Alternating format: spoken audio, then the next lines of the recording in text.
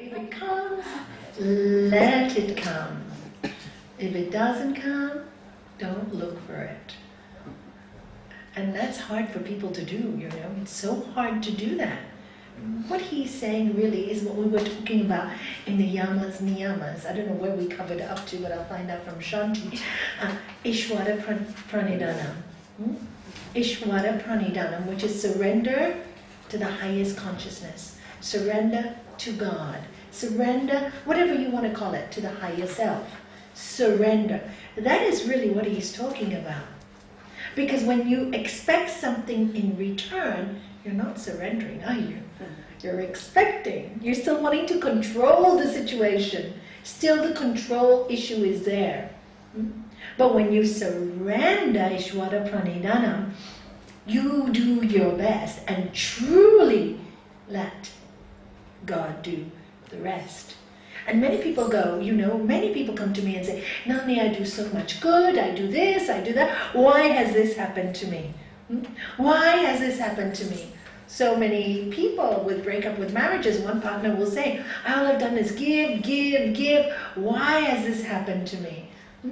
And you know, all I can answer them is, it is as it is. It's happened. What do you have to do? If it's happened, when's the next teaching? Accept tapas, right? Accepting pain and not causing it in return. You know, you can say yes, why, but when a person is gone, it's gone. It's gone. You can't force them. You can't kick them. You can't blame them. Why does it happen? I have no idea. No point thinking 1,000 times. Yes, I made this mistake. I made that mistake. We all make mistakes, right? What's the point of punishment? Don't make the same mistakes again. But heal quick. Heal quick. And the only way you can heal quick is accepting pain and not hitting back. And people find that extremely difficult. You know, you hurt me, and even if they don't say it, they're thinking, I really want you to be hurt. Even that is not surrendering, because there's still the selfishness in it. And the moment you have that selfishness in it, oh, you hurt me, so you deserve the pain. You will never be happy, because when you're feeling that selfishness, you are not happy. Which is what I'm trying to make people realize. When you are wishing somebody at such a deep level that you can't even hear yourself thinking it, you cannot be happy, you cannot be at peace. And this is the selfishness, selflessness he's talking about. Nothing, let go everything. You know, things will come in our life that will give us great joy. Take it. Things will go that will give us great misery. Take it. It's all about accepting. And that's why I said if you learn the yama niyama at every stage in your life, if you memorize it, you will understand what your learning is. And you will not think of anything in your life as painful. Pain is there. Pain will always be there. It's part of living on this earth. Would you agree? Yeah. It's part of living this earth. You would just see pain, and then you'll apply the medicine for the pain. And what medicine would you apply from the yamas niyamas? Anybody, what medicine would you apply from pain if somebody hurts you? Passion. Love. I'm talking about yama niyama. Let's make it so distinct. Ahimsa. Right? Another one. What's two that will ring out, three that will ring out in your head? Satya. Truthfulness. The pain is there. Be real. Don't deny. Don't think, oh God, why did you do it to me? You know, God doesn't want to do anything painful to us. God just loves us unconditionally. You know, and this is why I love the Upanishads. I keep saying it over and over again. How does it describe this divine energy? Please tell me. You should know it by heart now. The Lord of love. No larger than yourself. Lives in the hearts of all. Bhagavad Gita. What does it say? In the heart, deep in the hearts of all, live the lights of all lights. Live the light of all lights. So there is no God punishing you. It's all cause, effect, energy. You know, you put out energy, this energy comes back. At the end, you don't even think good, bad. You don't even think, I need to be selfish or selfless. In the beginning, we need a lot of practice. This is why I say, memorize your yamas and niyamas and practice those. Those are the most important things. The 8 limbs of yoga, the most important things. You know, what did we read? Sutra 28 a few weeks ago. By the practice of the 8 limbs of yoga. Good, you know it. Some new people know it back there. Love it. The impurities dwindle away, and there dawns the light of wisdom, leading to discriminative discernment. So there's your medicine. There's all the medicine in the yama and niyama that you need in your life to make your life work. You know, and of course, the first thing is when we have pain, we want to deny, we want to run. You cannot run away from pain. You know what? Change it. Welcome pain. Go through it. You have to go through it. You have to go through it. The sooner, the better. And then you come out in the light. And if you apply the tools when you're feeling hurt, when you're feeling angry during the pain, because these are the feelings you will be feeling. You feel betrayal from God, betrayal from people. You'll be feeling all these kind of things. And then you look, okay, I'm feeling this betrayal. I'm feeling this God is punishing me. Even though you know God isn't, being human, we will feel it, you know. It's hard not to. Then you go, okay, so I need to look at which key should I apply? Tapas. I'm going through the pain for purification. This pain is purifying me. Didn't Gurudev say, you know, you want gold to be pure, you have to burn it more and more. The more that it's burned, the purer it becomes. Oh, God loves me so much, burning me inside out. Guess what? And I'm not complaining, I'm a good student. You tell yourself those things, you talk to yourself. Don't think anything is against you. Because as you think, it will come against you. Where's the demon? The demon is the one that's against God. And where is God? In love. So when you're in jealousy, hate, arrogance, pride, all those things, you're not in God. You're in the demon. There's no demon to punish you or does anything, but you're in that mode. You're in that thinking mode. So of course, if you're in that mode of all the tension, you're not going to find peace, are you? Who have you blocked? Yourself. Your higher self. The higher self. Because you see, I often say, like, if you want to tune into Gibraltar radio, is 92.6.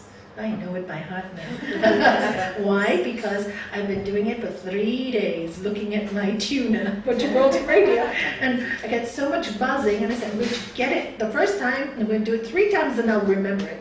And sure enough, today, 92.6, I remember. But something as silly as that, trains you. You want a certain station, you go there. So if you want the God station, or the higher station, you have to bring yourself there. You have to get prepared, your radio station. This is your communication station to God. And this is where you communicate. And this is where you build yourself up. So anything you want, you will get when you surrender to the divine energy. You will get. You just have to know it. You don't have to ask for anything or beg for anything. You just have to know. So if you're getting pain, wow, my gift. I wonder what's the next good thing that's coming along. No, I always know that after the dark clouds there's a light. Don't you know that? Do you know that? There's always a gift. Have you seen that in your life? Yes. Always. If you have the eyes, you always see after the dark clouds, a gift comes in that you won't even notice. It's so clever. The gods are so clever. They give you gifts all the time. And that's what you will see. And that's the total surrender. And when you feel that total surrender in you, then you can't help but be selfless. You don't even have to think, today I want to do a nice deed for someone. You will get up and you can't help yourself. Because you just want to spread that joy. You just want to spread it. It's just like in days when you feel really good, you feel really good, full of love. Don't you just want to spread it? Don't you? You just want to hug people. Don't you feel that? When you get up, you just want to spread it. But you're feeling bad, just look at the natural tendency is like this, and you don't even feel good. So watch your body language also. Sometimes you can't decipher information with your mind. You know, sometimes the mind is so complicated, as all the great masters tell us, it is like a drunken monkey stung by a scorpion and possessed by demons. So sometimes your mind will tell you something, but your body will tell you something else. Sometimes you think, no, I'm fine. And then suddenly you see your hands shaking. What does Sri Patanjali tell us? We're going to cover it today, I believe. Watch for these signs. Oh no, but I'm quite okay. Yeah, are we covering it today? No, we're going to 35, Sutta 35. Oh, are we? Yeah. Okay, The so, limbs. oh, we finished the 8 limbs. No, we're going individually, right? Yes, okay, I'll check the book up now. So, ahimsa. Okay, so did we do Praktipaksha Bhavana? Yeah, that's right, last week, and 35 is going to ahimsa. Okay. So we've already covered the sutra then. What happens when you feel your body trembling? What else? Voice. Dizziness. Voice shaky. What else? Perspiration. What else? Trembling of knees. Dry mouth. Not being. Shortness of breath. Wonderful. Lack of sleep. Those are the signs. Something is not going right with you. So sit down. Those are the physical signs. They're all to do with some kind of denial, stress, something deep in you that you haven't discovered. But they're giving you the signs. This is the time when you should sit down and just sit and say, guide me. Something is not right. My mind doesn't know what's going wrong. Guide me. Please guide me that I can see the truth. And when you meditate, then the mind will bring up all kinds of stuff. And you go, oh my God, it's brought this thought up. I thought I'd forgotten this thought. I thought I'd let it go. You know, many people who are abused when they're young or insulted, not even sometimes a lot of abuse, sometimes, you know, a mother or a father will just use that language, you're stupid, you're an idiot, without even meaning it, right? And I have seen in many cases, the child loves their parents. They really love their parents. They really say, my parents have been really good. They've been wonderful. But then, sometimes when I work with these people, they come up with that, oh, I was always called stupid. So every time somebody calls them stupid, or they don't feel good enough, or they're scared that they are not going to be successful in what they do because they think they're going to be called stupid subconsciously, they self-sabotage. They don't move forward, they stay stuck. Wow, interesting, the mind. Because they're so scared to be called stupid that they rather not go forward in their life. In case they fail, and then they'll be called stupid. In case. So let's just don't do it. Better to find excuses not to do it. So then they live in denial most of their life. And by their bodies, that's why they come. They go into depression or they get panic attacks. So even though they haven't understood it with their mind, the body is a very clever instrument. It has talked to them. And then when they understand that, then when we get out what's bothering them, and then they look at it as if they're looking at a puzzle on the table, you know, and they put the pieces together, saying, wow, I didn't realize this had such a big imprint on my life. So then they look at it, they stare at it, and they go, you know, it's over, my parents really love me. And then they work on how much they are loved, and their parents didn't realize that they were going so deep. And then the problem is cleared. So sometimes it's so deep you can't see it. That's why look for your body signs. And with people as well, when you see everything's okay and you see their body signs aren't, help them by letting them know that you recognize that we're not strangers, very close friends, please. Please, not strangers. You don't want to, yesterday I was reading to the Tuesday group, right? The Bhagavad Gita, Sloka 26, chapter 3. It says, the wise should not disturb the mind of the unwise, but instead teach them by an example, by being the example. So if somebody is not ready for your words, don't say it. Sometimes yogis have give so much advice, but they're not ready for it. Remember the story of the monkey and the bird. Yeah. Remember the story of don't give advice unless they're ready for it. Got it? Advice before swine. Yeah. So if you have a very close friend, a partner, sometimes your partners are very stressed out. And they'll say, no, it's okay, it's okay, it's okay, but they haven't recognized their stress, but you have recognized it. And maybe they'll get a tummy ache, or maybe they'll get insomnia for a few nights. And then you try and nicely talk, you're saying you're okay, but I can see there is some stress in you by the way your body is. So anything you're not looking at, you want to talk about, no. And that will already tell you there definitely is. But you've planted a seed in their head to look. Gently planted a seed in the head to look.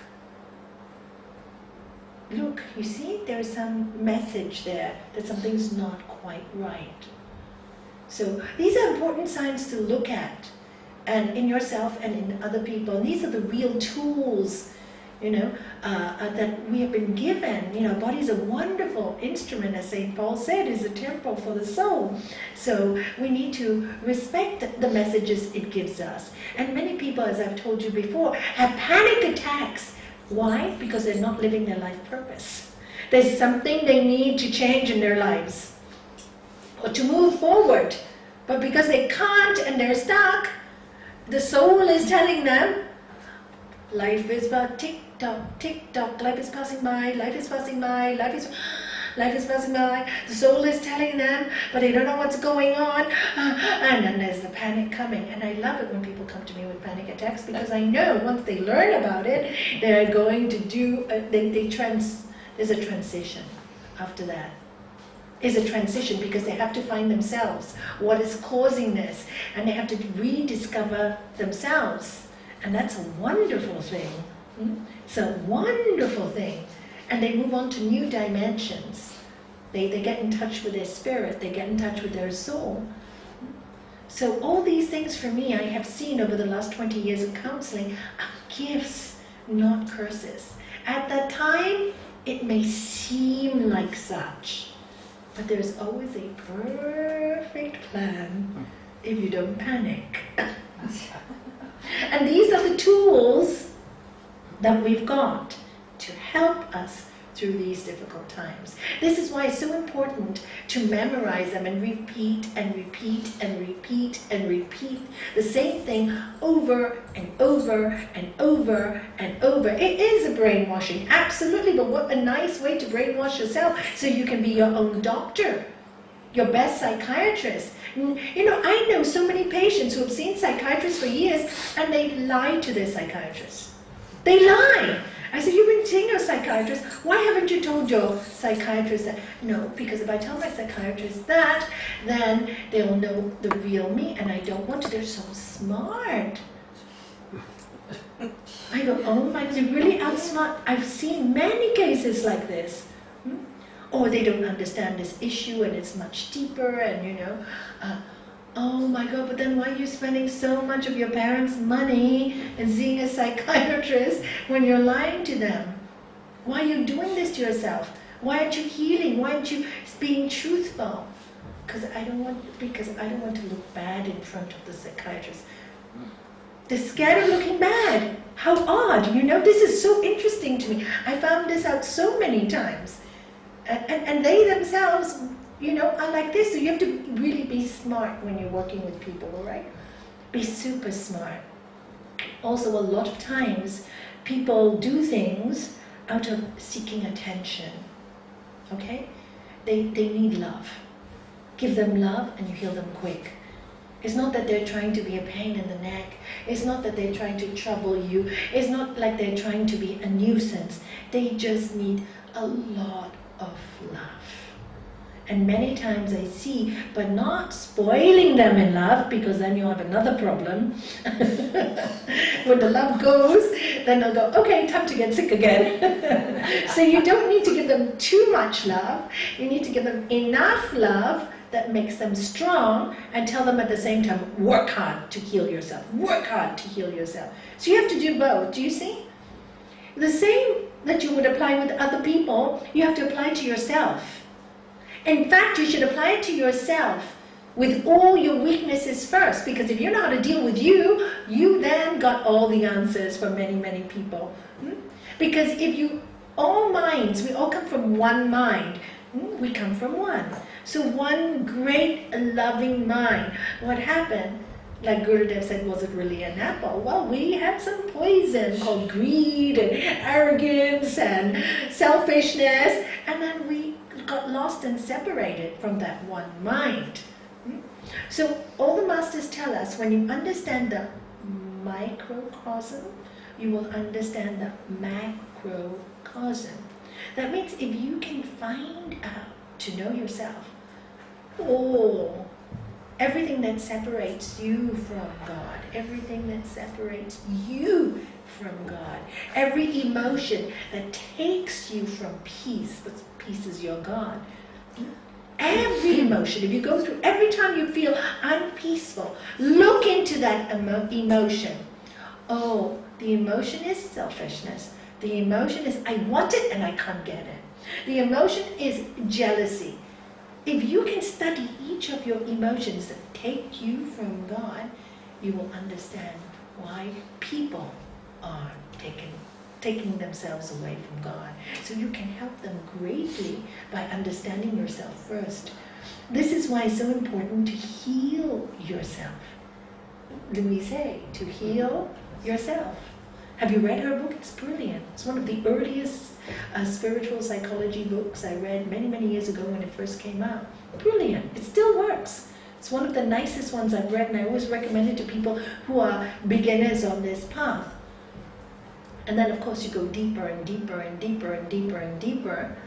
And that's the exciting part of this journey. That's the wonderful part of this journey, road to God or road to...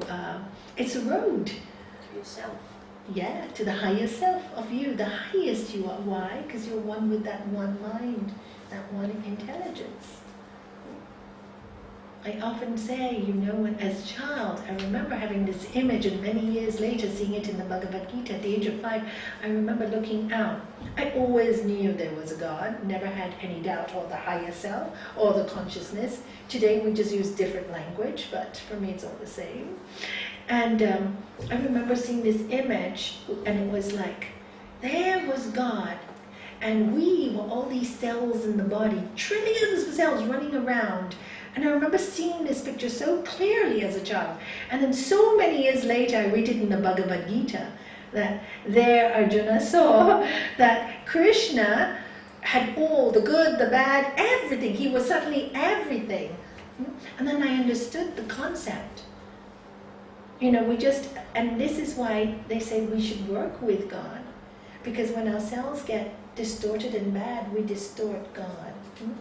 So we don't have a right to do that. I really feel we don't have a right. That's why I love the commandment, thou shalt not take the name of the Lord thy God in vain. Every time we swear with so much anger, or we hit back with so much animosity, I feel we're insulting God. I really feel that so deeply. So deeply. And even in the Bhagavad Gita it tells us those who torture their body, those who torture their own bodies and say they're doing it for me, are not in me. Are not in me. So in other words, you're not to torture your own body. You're supposed to look after it and love it. Then people go to India and Philippines and they, oh, these people, they're great yogis because they can lie on a bed of nails. Hello, that's a circus act. Yeah? Our master always say, that's a circus act. Why are you impressed by a circus act? If you practice a lot of breathing for many years, you can do that too. But is that your goal in life? Do you want to sleep on a bed of nails? Everybody say, how wonderful you are. What good does that do your soul? And all those people who hit themselves, oh, I love Lord Jesus, I'm hurting myself. Do you think Lord Jesus would have wanted that? Where is our mind? Are we insulting God by doing these horrible things when they only spoke of love and kindness and sharing? So these are all signs. When we go away from that, we become a little ill. Our minds become, when we are troubled by our minds, it's because we have some issues there. And don't try to, I have an issue, make a big deal. No big deal. Everybody has it. It's normal. Make things very normal. Normal. Find a solution, all right? Always tell yourself, it's normal. Nobody's picking on you. Find a solution. If you make it too big, then also that's not good. Don't give it so much energy. Less energy. It's normal. Many times I've had to tell children when they first face their first fears in life, oh, it's normal, don't worry. Telling my grandchildren, because always the first thing is to avoid pain, right? Isn't it true? We all want to, even children, as they get to be teenagers, when they're young, they don't mind. They play a ball, throw, falls, they don't not bothered. They fall 1,000 times as toddlers, and they're not bothered. But as they get older, they get scared. Oh, they come home sobbing, my best friend hurt me, didn't come with me, cry, isn't it true? They have their first boyfriend leave them, or girlfriend leave them, suffering, It's very normal. Don't worry, give it 3 months, you'll be fine. And then you teach them not to give it so much energy, all right? And don't fear pain. So this is the thing, isn't everybody suffers? It's not you, you're not being picked on, you're not doomed to hell, don't worry because you did something really bad, just, you want to do penance, do something good. Do something good. You really did something bad, you want to apologize for it, to give something back to the earth. The other day, some women were talking to me about abortion and, felt really bad at a time when they had aborted a child. And they obviously live with it. And I said, it's done, it's done, it's done. So what can you do? What can you do positive to get rid of that pain and that sorrow? And they said, I don't know what to do. I said, well, why don't you go sponsor a child or something? Go help somebody else. Go help another child. Find another child to look after. Give back what you took. Just give it back. It's better than living in that pain and that fear and that anguish. What's done is done. What's the point to tell you is wrong or right or this? I'm not into that. It's done. How do you make things better? Go look after somebody else. Give your time to another child that needs you. Sponsor a child. Whatever you want. Give good for what you've done. It's the only way you can heal the world. Remember always, you can only put out a fire with no more fire. If you keep that simple sentence in your mind, you will remember a lot of things, the way you should react to a lot of things. You can only put out fire with water. So when there is fire, bring water in. What practice is that called in Sanskrit? Pratipaksha Bhavana. Replacing the negative with the positive. Even with illnesses. I used to have somebody many years ago, and he had a blockage here in his heart, right? Don't get close. So his wife complained that came to see me, he's not warm. He's not warm.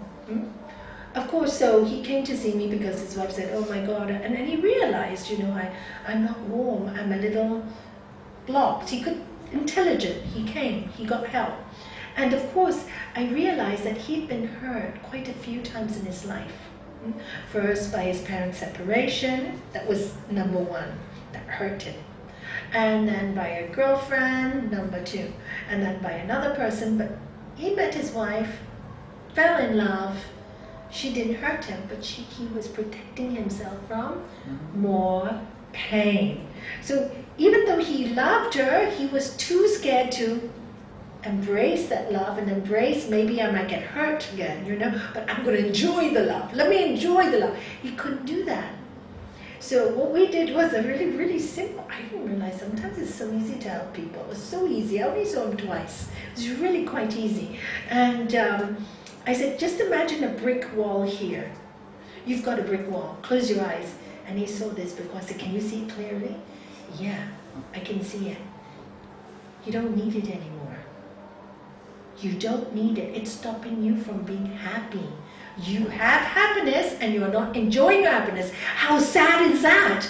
Do you want your wife to leave you now? That'd be really sad. That'd really hurt. Now you can't say life has hurt you. You've hurt yourself.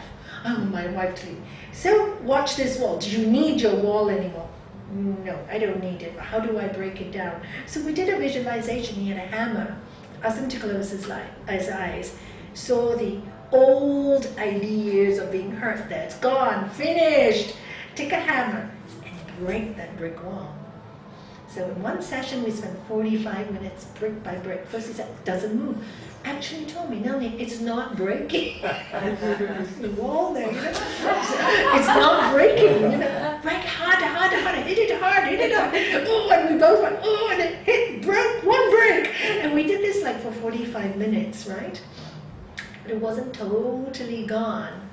And then the next week we did the same thing again, just repeat breaking that wall down one by one by one. And when it broke, you go, yes! It was like, oh my God, this is really physically, he was free.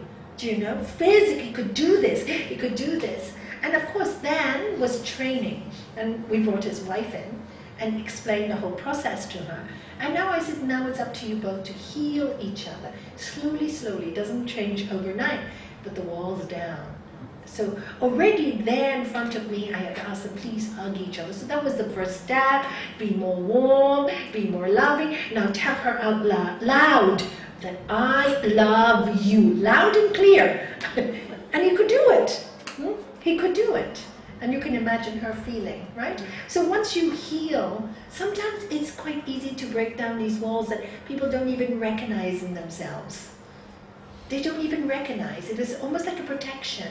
So you lose images to help you. And how do you recognize it? When you're fearful of you've been hurt somewhere along the line. Okay? To know yourself. That's what our master said. Get to know you. My master told me you can help no one. Help yourself first. Very true. Absolutely true. You can share stuff that you learn. That's what you can do. But people have to learn to help themselves. This is again why I love Sri Patanjali so much, and I want you all to learn it so well and brainwash you and convince you and inspire you so you can go out there, find yourself, heal yourself, and then, wow, you don't even need to go out and ask people, do you need my help? They will come flooding on to you. As so many of the teachers now have their own students and people are going to them for help. Am I right, teachers? Aren't they all coming to you now by themselves? You're not even saying, I need to help you. They're coming, please help me. Because when the instrument is ready, God is really happy. He's so happy. And, oh, another person to send to help. We need many hands. Many hands make light work. Light work. Yeah. United we stand, divided we fall. And that is the truth. And this is why I find it so sad when I see groups and there's jealousy develops and envy develops. Happens everywhere. And I go, Oh my God, that's the antithesis of what we need to do. We need to promote each other. We need to encourage each other. We need to, so some are younger than the others, so the older ones should look after the little ones and bring each other up. Because like that we can grow in God's love. Lord Jesus himself said, where two or more are together in my name, I am there too.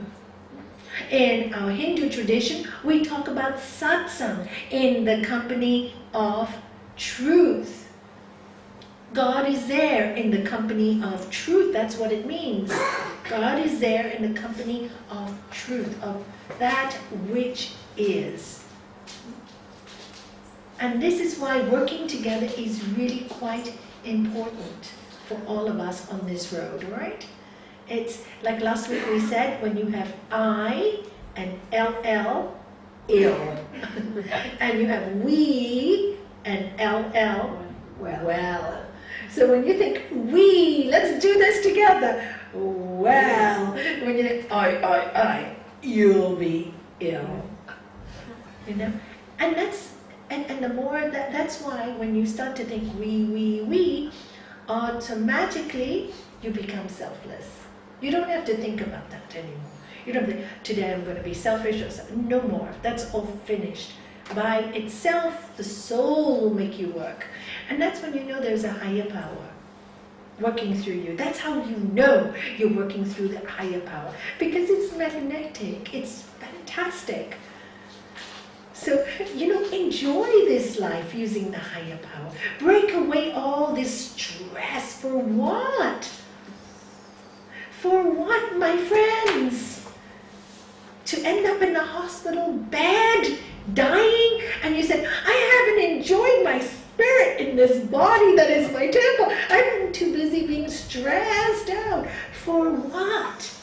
To make 5 pounds more or 1,000 pounds more? What is 1,000 pounds worth to you when you're dead? Or why do you want to spend so much and make your family suffer and pay so many bills and owe so many credit card bills? For what? To leave your family in problem?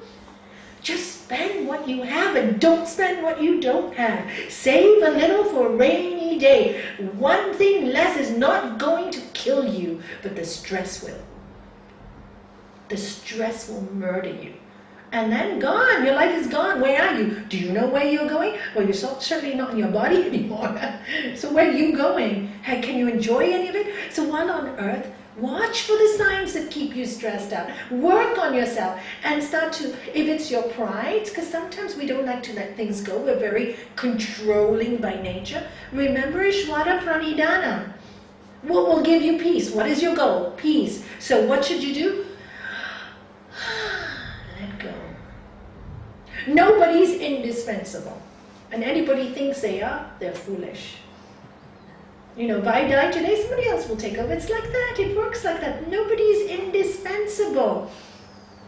It's absolutely true. Don't think, there is, because we all belong to that one. The one will make sure somebody else and things will work. You have to have that faith. But because we think we're indispensable, and I remember thinking that when my children were young. I really did. Thank God I thought like that when my children were young. You know why? Because it's true. Nobody would have loved them like their mother. Isn't it true? Isn't it true? It helped me through 2 asthmatic attacks when I was nearly dying, because the thought in my head was, my husband will be okay. That was my first thought. Who will love my children like me? Who will love my children like me? Oh, there'll be people who will love them. They will love them. But who will love them like me?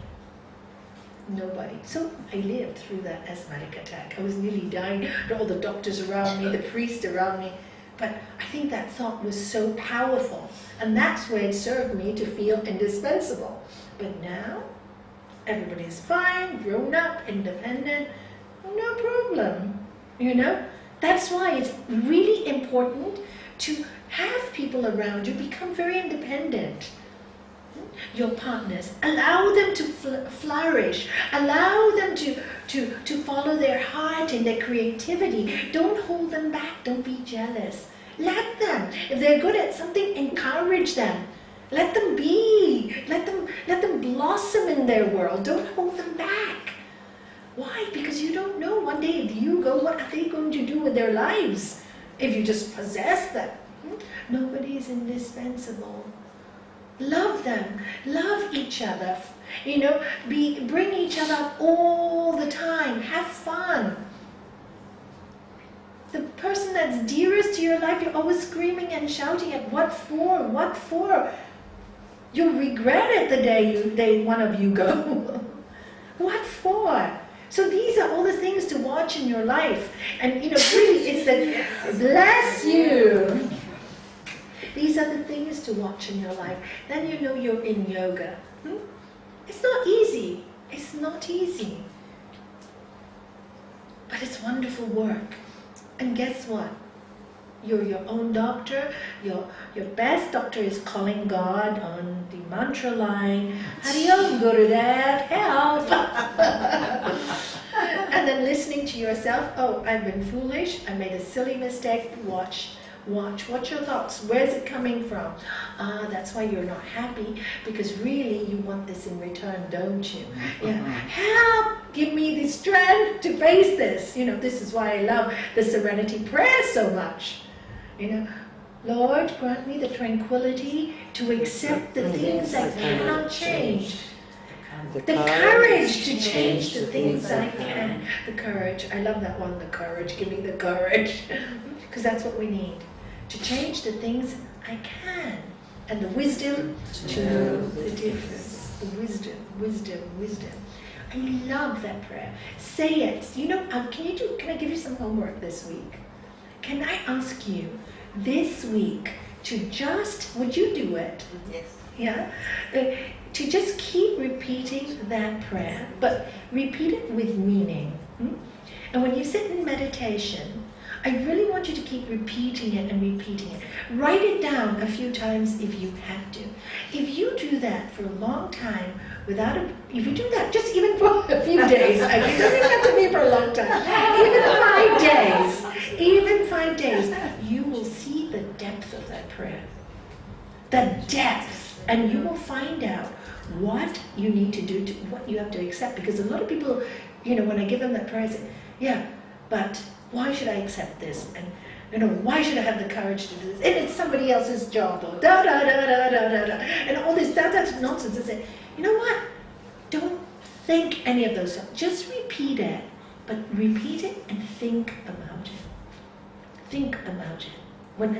And then when an occasion comes, you'll be able to test it. You'll be able to test that prayer, and you'll know exactly when the wisdom will come. It really helps you. Thank you. Yeah, it's amazing. It's amazing. And it's so amazing, that prayer. So please do, if you can do it just for 5 days, but really don't say, Lord, grant me tranquility, forget it, then you won't know. It's like the Our Father, or any prayer, or even sometimes with some of our mantras. Like for example, Punamida, Punamidam, Punamudachade, Punasya, Punamadaya, Punamevava, Shtishade. What does that mean? This is full, that also is full. This fullness came from that fullness.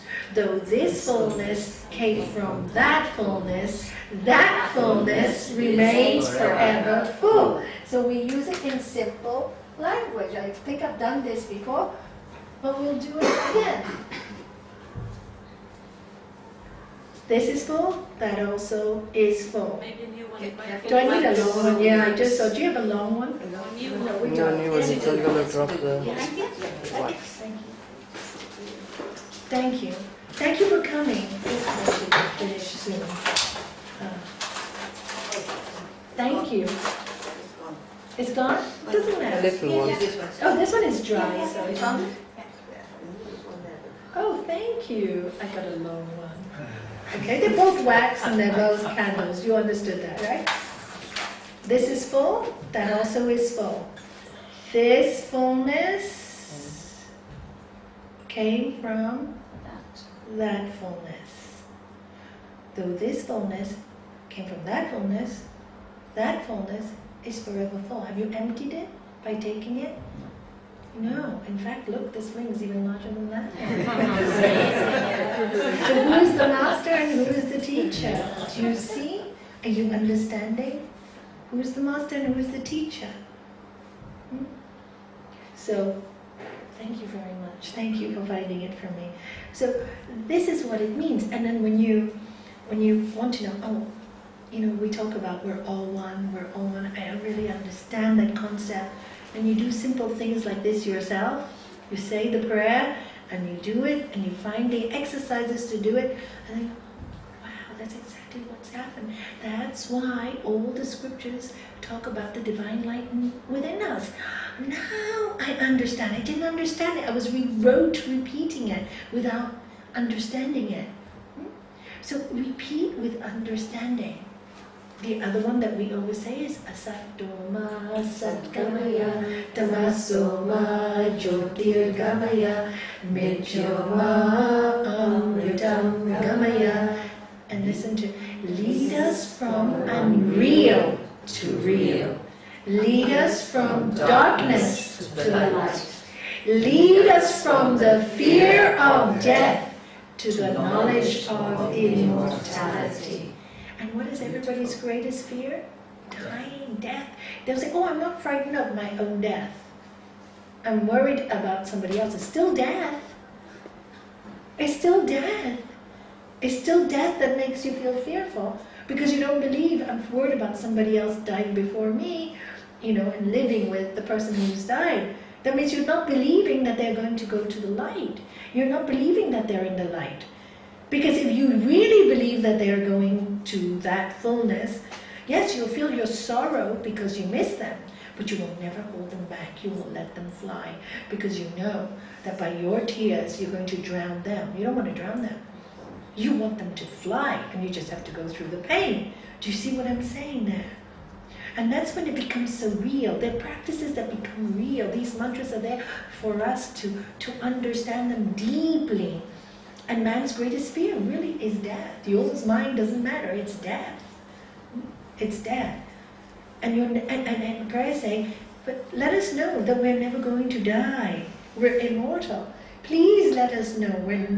Understand that we're immortal. We cannot die. So if you understand that you cannot die, then you understand your partner cannot die. The other one doesn't die. Your friend doesn't die. They're just gone on holiday. Australia. You're never going to see them again, right? Yes, that's right. Thank you. Yeah. So and then comes then the pain becomes less. The pain becomes less. Much less, right, Chandra? Much less. So, and these are the tools for us so that we can, obviously, we're here for a reason, obviously. Otherwise, Master always said, if you're not useful, don't worry. You don't have to say you want to die. You'd be dead. The fact that you are alive means you have some use in this world. So don't think it's so easy to die also. Many people go, I think I've had enough, I've got so much stress, I'm quite happy to die now. No, it's also not about that. That's also like, I'm so ready, I'm going to die. No.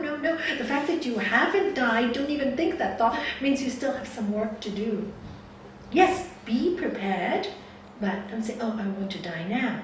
Because that shows I want. Do you see? Is a desire. That means there's a fear of living. That means that you're fearing living. Living is not as easy as you thought it would be, so you're a bit exhausted. So what do? If you're a bit exhausted, you feel that way. I want to die. So what do? Go on a nice, long, quiet holiday. Quiet holiday to refresh your spirit. Don't go on a holiday that you're going to go dancing every night, because it's not going to help you. You're going to come back more exhausted and more feeling the same. Go on a holiday to reflect, go on a retreat, go for long walks, but please don't go on a party holiday. You will not heal. Not that they're not good, but it's not the right time for that. Not the right time for that. It's a time your body's exhausted, the feeling. And many people today are telling me this feeling, I'm ready to die now. So why would you want to now? Because you have lots. to do, oh, but I'm really quite happy to die. It's not so easy to die. It's easy to say it. But if tomorrow somebody told you that you are diagnosed with cancer, how would you feel? Would you really be so? You will say, oh, can you give me 1 more month or 3 more months so I can finish this and I can do this? You know, you think you are ready. But, you know, so it's just let things happen when they happen. So I told, don't think like that. Be joyful that you are living. Life is for the living. Life is for the living.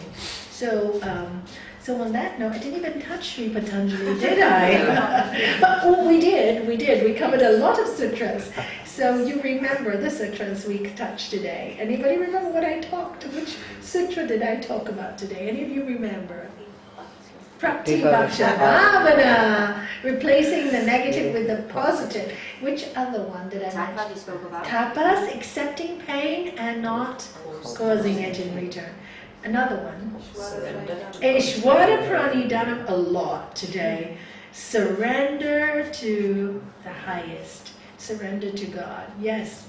Which other one did I talk about? the twinkle one. Yes. It's a lovely word. I love it. I love it too. By the practice of the 8 limbs of yoga, the impurities dwindle away, and there dawns a light of wisdom leading to discriminative discernment. I love it that they memorize it so well. Don't you love it? It really does. By memorizing, you hear yourself. But again, don't rote memorize. Know it, feel it. What does it mean? Go deep into it. Go deep into the words that you say, and you will learn many secrets about yourself. Many, many secrets. God talks to you in prayer. You're talking. Please don't beg. We're not beggars.